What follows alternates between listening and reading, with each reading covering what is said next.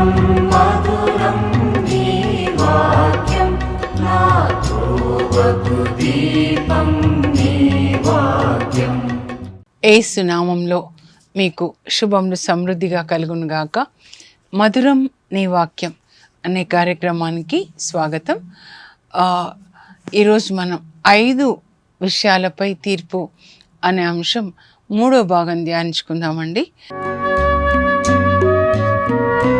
మధురం మధురం నీ వాక్యం నా త్రోవకు దీపం నీ వాక్యం.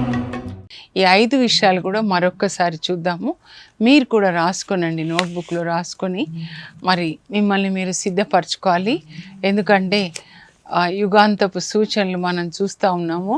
మత్తయి సువార్త 24వ అధ్యాయం మీరు చదువుకోండి. అందులో యేసుప్రభు రాకడ ముందు జరిగే విషయాలన్నీ కూడా యేసుప్రభే చెప్తారు. ఈ బైబిల్ గ్రంథమే ప్రవచన గ్రంథం అండి. మనకి ఇంకొక ప్రవచనం అవసరం లేదు. యేసుప్రభు చెప్తారు, తాను వచ్చే ముందు యుద్ధాలు జరుగుతాయి, కరువులు వస్తాయి, రోగాలు వస్తాయి, భూకంపాలు వస్తాయి, మోసాలు ఎక్కువైపోతాయి. ఇవన్నీ కూడా మనం చూస్తూ ఉన్నాం. ఇంకా మరి యుఎస్లో, అమెరికాలో, లాస్ ఏంజల్స్ అంతా కూడా మరి తగలబడిపోయింది కదండి. మన కన్నులతో చూడడం అన్నమాట. మేము బైబిల్ స్టడీలో ఆదికాండం 19వ అధ్యాయం ధ్యానించుకున్నాం అన్నమాట. సో అక్కడ దేవుడు అగ్నిని పంపించి ఆ పట్టణాలని, సొదొమ గొమొర్రా పట్టణాలని నాశనం చేస్తాడు. ఎందుకంటే అక్కడ ప్రజలు పాపంలో ఉన్నారనమాట. మగవాళ్ళతో పాపం చేస్తూ ఉన్నారు కనుక దేవుని యొక్క తీర్పు వాళ్ళ మీద వచ్చింది. సో ఇప్పుడు కూడా మనం చూస్తూ ఉన్నాం దేవుని యొక్క తీర్పు.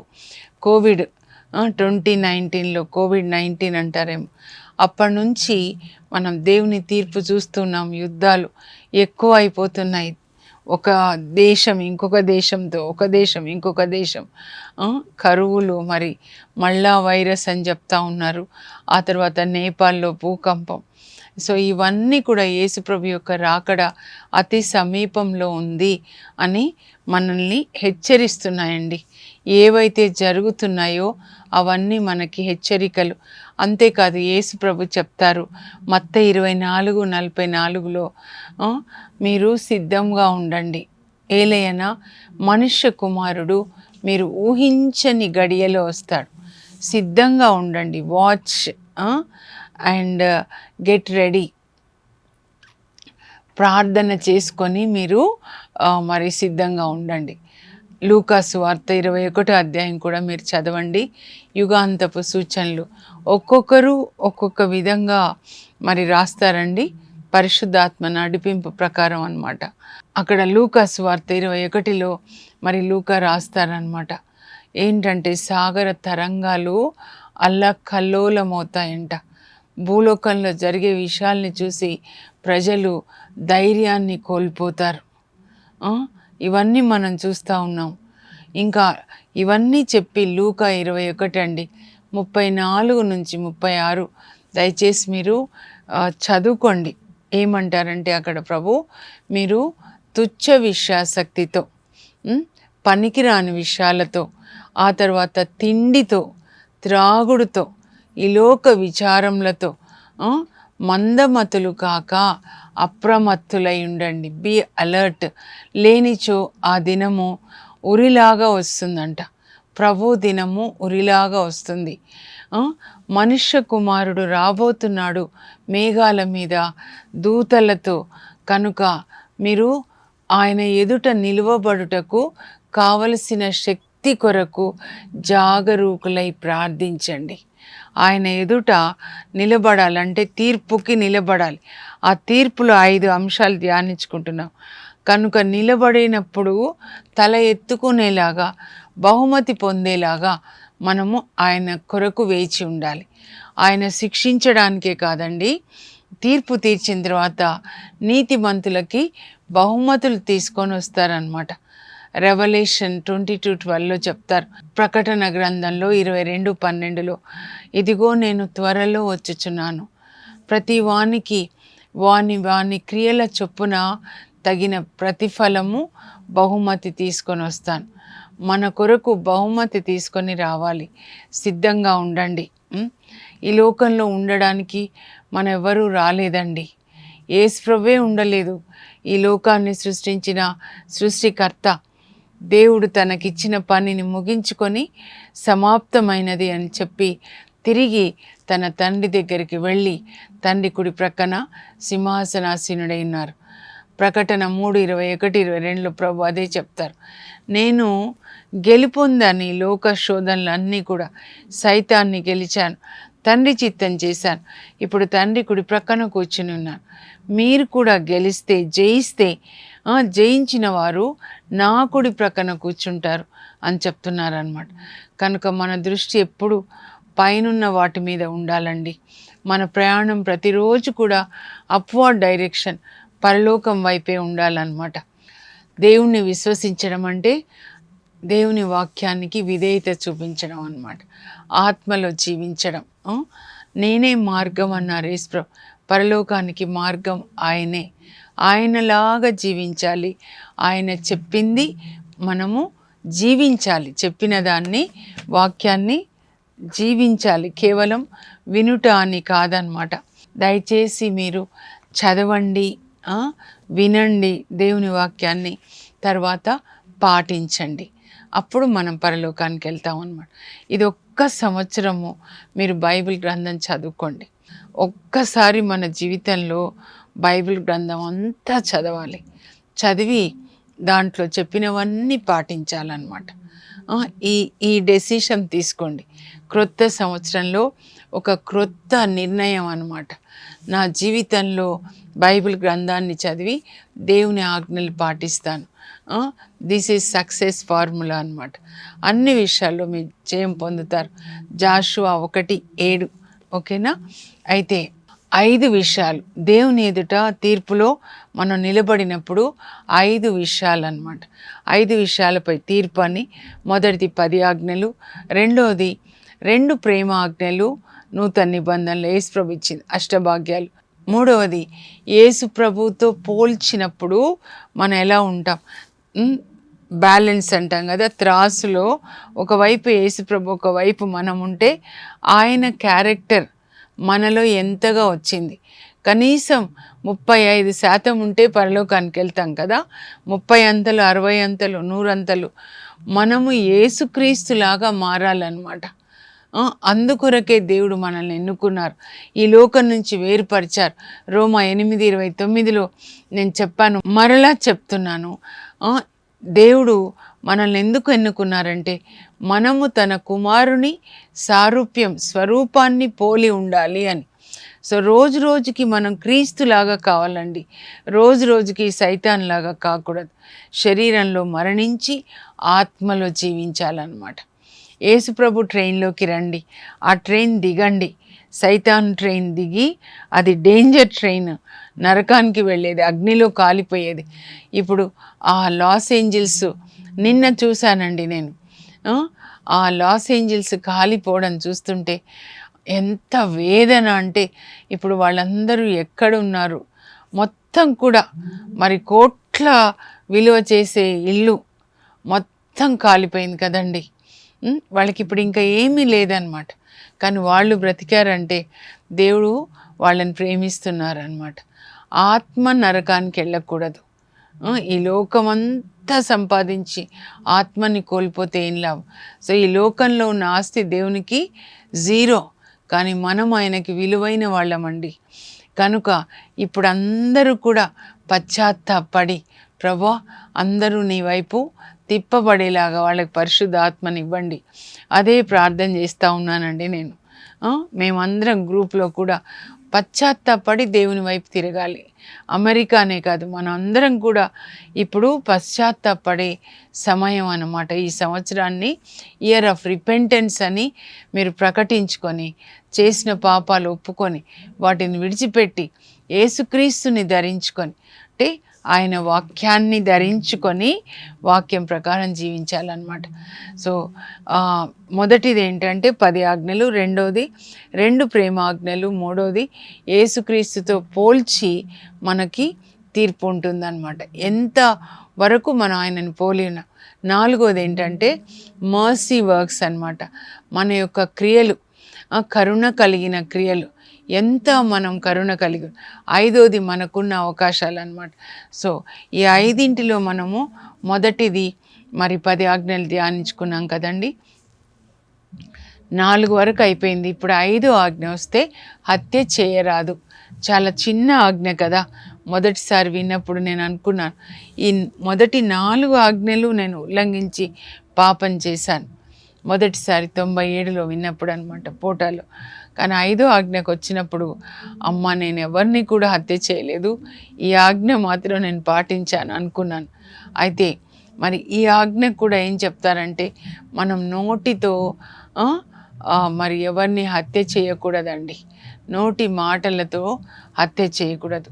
మరి అబార్షన్స్ పేరుతో ప్రతిరోజు ఎన్ని వేల పసిబిడ్డల్ని చంపుతున్నారంటండి. హత్యలు జరుగుతున్నాయన్నమాట. గర్భంలో ఉన్న బిడ్డని చంపుతూ ఉన్నారు. ఒక్కొక్క సిటీలోనే ఒక 100 మంది పసిబిడ్డల్ని చంపుతున్నారంట.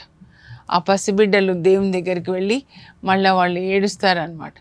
నాకు అమ్మాని ఇచ్చారు కదా తండ్రి, ఆ అమ్మే నన్ను చంపేసింది అని. మనం ఎవరిని కూడా హత్య చేయకూడదండి. మొదటి హత్య కయీను చేస్తాడు, తన తమ్ముణ్ణి చంపుతాడు. అప్పుడు దేవుడు ఆయనని శపిస్తారనమాట. దేశ దిమ్మరి అవుతావు అని చెప్పి ఆయనని శపిస్తారు.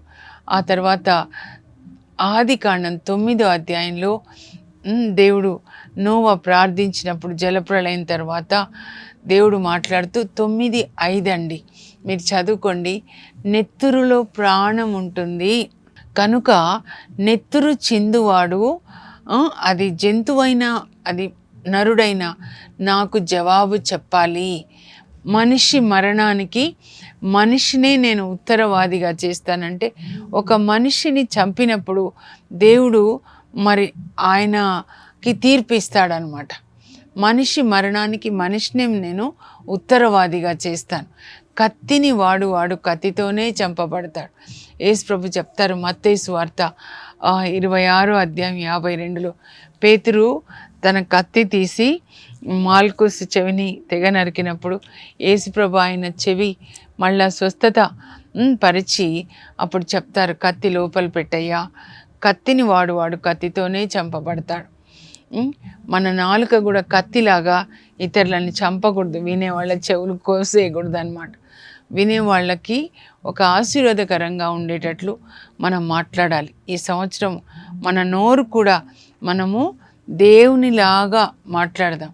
అందరూ పరిశుద్ధాత్మని పొందుదురుగాక, బైబిల్ చదువుకొందురుగాక, దేవుని వాక్యాన్ని పాటించుదురుగాక, అందరూ యేసుప్రభు ట్రైన్లో పరలోకానికి వెళ్ళుదురుగాక, అలా అందరి కుటుంబాల్లో సమాధానం ఉండునుగాక, మీ ఇంటికి రక్షణ వచ్చునుగాక, దేవుడు మీ పిల్లలకి బంగారు భవిష్యత్తు ఇచ్చుదురుగాక, మీ పిల్లల తల మీద పరిశుద్ధ ఆత్మ దిగవచ్చును, వాళ్ళ హృదయాల్లో పరిశుద్ధ ఆత్మ ఉండి దేవుని మహిమ కోసం వాళ్ళు జీవించుదురుగాక. అలా నాలుకని మంచిగా మనం వాడుకోవాలండి యేసుప్రభులాగా. తర్వాత వ్యభిచరింపరాదు, 6వ ఆజ్ఞ కదా, చాలా ముఖ్యమైందండి. ఎందుకంటే 1 కొరింథీలో 6లో పౌలు చెప్తాడు 18-20 వరకు అన్నమాట. అక్కడ 1 కొరింథీ 6లో 13-20 వరకు 2 పాపాల గురించి చెప్తాడు. ఏంటంటే మానవ శరీరము తిండి కొరకు కాదు, వ్యభిచారం కొరకు కాదు. దేవుడు ఆ రెంటిని నాశనం చేస్తాడంట. శరీరము వ్యభిచరించకుండా శరీరాన్ని ఆయన మరి తీర్పులోకి తీసుకొస్తాడు. ఒక శిక్ష ఇచ్చారంటే, ఒక అనారోగ్యం ఇచ్చారంటే ఇంకా పాపం చేయడానికి లేకుండా తిండి తినడానికంటే తిండిపోతుతనం అన్నమాట. ఎక్కువ కాదు, బ్రతకడానికి తినాలి కానీ తినడానికి బ్రతకూడదు, వ్యభిచారం కొరకు బ్రతకూడదు. ఆ 2 చెప్తున్నారనమాట. మానవుడు చేసే ఏ పాపమైనా శరీరానికి వెలుపల ఉంటుంది, కానీ వ్యభిచరించే వ్యక్తి తన శరీరాన్ని పాపపు ఇష్టం చేస్తున్నాడు. మీకు తెలియదా, మీరు వెలనిచ్చి కొనబడ్డారు. ఆయన యేసు ప్రభు తన రక్తాన్నిచ్చి మిమ్మల్ని కొనుక్కున్నాడు కనుక మీ దేహాన్ని దేవుని మహిమ కొరకు వాడండి. Use your body for the glory of God. ఇది ఒక్కటి మీ మనసులో, మీ హృదయంలో రాయబడాలండి. ఈ దేహము దేవుని మహిమ కొరకు, తిండి కొరకు కాదు, వ్యభిచారం కొరకు కాదు. ఒక ఆదాముకి ఒకే అవ్వ. దేవుడు ఈ కుటుంబ వ్యవస్థని స్థాపించినప్పుడు ఆదిలో ఏదెన్ తోటలో ఈ నియమాన్ని చేశారు. ఒక ఆదాముకి ఒక అవ్వ, ఒక భర్తకి ఒకే భార్య. ఆ నియమాన్ని అందరూ పాటించాలన్నమాట. అందుకే సిరాక్ గ్రంథం 23:18 వివాహ ధర్మమును మీరి వ్యభిచరించువాడు తననెవరు చూడలేదు అనుకుంటాడు, ఇది చీకటి కదా, చీకటి గది కదా అనుకుంటాడంట. సిరాక్ గ్రంథంలో నుంచి చెప్తున్నా అండి. కానీ దేవుని కళ్ళు సూర్యుని కంటే 10,000 రెట్లు కాంతివంతముగా ఉండి నరుడు చేయు ప్రతి రహస్య కార్యాన్ని గమనిస్తాడు. నిజంగా ఈ వాక్యం నాకు ఎంత తాకిందో అండి.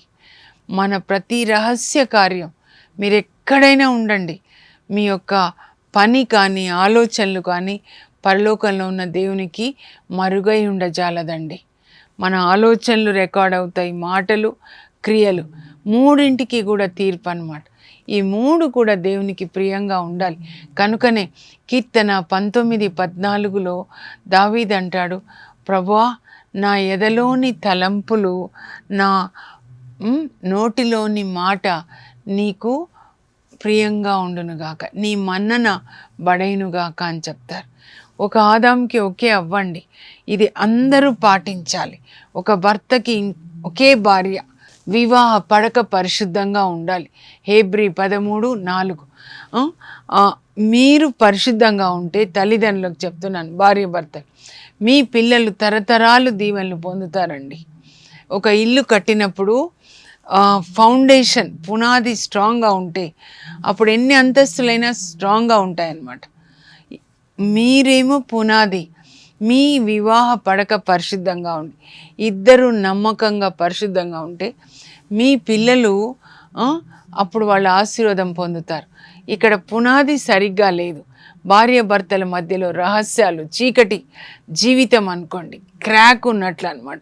పునాదిలోనే క్రాక్ ఉంటే ఆ పైన కూడా క్రాక్ వస్తుందండి. పిల్లల జీవితం బాగుండాలంటే మన వివాహ జీవితం పరిశుద్ధంగా ఉండాలి.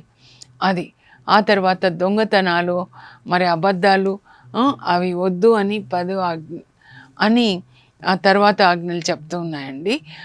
వీటిని కూడా మనం పాటించాలి. 8, 9, 10 ఆజ్ఞలు అన్నమాట. అబద్ధం చెప్పద్దు, కూట సాక్ష్యం పలుకరాదు, అలాగే దొంగతనం చేయకూడదు. మన చేతులు యేసు రక్తంలో కడగబడ్డాయి కనుక మనం ఇచ్చేవారుగా ఉండాలి. దేవుడు ఇచ్చేవాళ్ళుగా ఉన్నారు, మనం కూడా ఇచ్చేవాళ్ళుగా ఉండాలన్నమాట. కానీ మనం ఇతరులవి దొంగతనం చేయకూడదు. హబక్కు గ్రంథం 2వ అధ్యాయంలో 6లో హబక్కుకు ఏం రాస్తాడంటే, తమవి కాని వస్తువులను పోగు చేసుకొని వారికి అనర్థము తప్పదు. 1వ రాజుల గ్రంథంలో 21వ అధ్యాయంలో అహబ్ రాజుని చూద్దామండి. ఉత్తర ఇజ్రాయెల్ని పరిపాలించిన రాజుల్లో అతి దుష్టుడు అనమాట ఈయన. భార్య జెజబెల్ మాట విని కాని పనులన్నీ కూడా చేస్తాడనమాట. అప్పుడు వాళ్ళు ఒకసారి వాళ్ళ ఉత్తర ఇజ్రాయెల్లో అహబ్ పరిపాలించేటప్పుడు వాళ్ళ క్యాపిటల్, రాజధాని వచ్చేసి సమారియా. కానీ వాళ్ళకి ప్యాలెస్లు అక్కడక్కడ ఉంటాయి కదా, అలాగే జెజ్రీలో కూడా వాళ్ళకు ఒక ప్యాలెస్ ఉంటుంది అన్నమాట. ఆ ప్యాలెస్కి ప్రక్కన పాపము నాబోత్ అనే చిన్న రైతు, ఒక 2 ఎకరాలు అనుకోండి ద్రాక్ష తోట ఉంటుంది. ఇంకా ఈ అహబ్ రాజు కన్నులు దాని మీద పడతాయి. దేశమంతా ఆయనదే కదండి. పడి అప్పుడు ఆ నాబోతు పొలంలో పని చేసుకుంటుంటే వెళ్ళి అడుగుతాడు, ఇదో నీ ద్రాక్ష తోట నాకు అమ్ముతావా? ఎంత ధర అంటే అంత ఇస్తాను, లేదా ఇంకో ద్రాక్ష తోట ఇస్తాను, నాకు చాలా ఉన్నాయి అని అంటే అప్పుడు ఆయన, మహారాజా మన్నించండి, నేను ఇవ్వను, ఎందుకంటే ఇది నా పిత్రార్జితం, అంటే నా తండ్రి నుంచి నాకు వచ్చింది కనుక నేను ఇవ్వను అంటే ఆయన మనస్సు చిన్నబుచ్చుకుంటాడు, అన్నం తినకుండా ఉంటాడు. అప్పుడు భార్య అడుగుతుంది, జెజబెల్ అనమాట, చాలా దుర్మార్గురాలు, ఏంటి అండి ఎందుకు ఇలా ఉన్నారంటే చెప్తాడు, నాబోతు తన పొలాన్ని అమ్మనన్నాడు. ఇదేనా మీ సామర్థ్యం? ఇజ్రాయెల్ రాజు సామర్థ్యం ఇంతేనా? రేపు ఈ పాటికి ఆ పొలాన్ని మీది చేస్తాను, రండి భోజనానికి అని చెప్పి అహాబు రాజు పేరిట ఆ జెజ్రీలో ఉన్న అధికారులకి లేఖ రాస్తుంది. ఉపవాస దినాన్ని ప్రకటించండి, అప్పుడు ప్రజలందరూ పోగవుతారు కదా ఉపవాస ప్రార్థన అని. అప్పుడు నాబోతుని పిలిపించి ఇద్దరు దుర్మార్గుల చేత కూట సాక్ష్యం చెప్పించండి, ఆయన దేవునికి వ్యతిరేకంగా మాట్లాడుతున్నాడు, రాజుకు వ్యతిరేకంగా మాట్లాడుతున్నాడు అని. అప్పుడు వాళ్ళు ఏం చేస్తారు, అలాగే చేస్తారనమాట. రాజు పేరిట లేఖ రాసి రాజు సైన్ వేస్తుందండి. ఎంత దుర్మార్గురాలు చూడండి. వాళ్ళు ఏం చేస్తారు, అధికారులు ఆమె చెప్పినట్టు చేస్తారనమాట. దుర్మార్గులకి ఇంత డబ్బు ఇచ్చేసి ఉపవాస ప్రార్థన అని చెప్తారు. ప్రజలు ఉపవాస ప్రార్థన అని వస్తారు. వచ్చినప్పుడు నాబోతుని పిలిపించి, పొలంలో ఉంటే పిలిపించి ఆయన మీద కూట సాక్ష్యం చెప్తారు. ఎంత చెడ్డవాడో, ఇలా కనబడుతున్నాడు, రాజు గురించి మరి దేవుని గురించి వ్యతిరేకంగా మాట్లాడుతున్నాడని వినే వాళ్ళకి ఒక ఇమోషనల్గా వాళ్ళకి ఆవేశం వచ్చేలాగా చేస్తారు. వాళ్ళు అప్పుడు నాబోతుని ఊరి వెలుపలికి తీసుకెళ్ళి రాళ్లతో కొట్టి చంపుతారండి.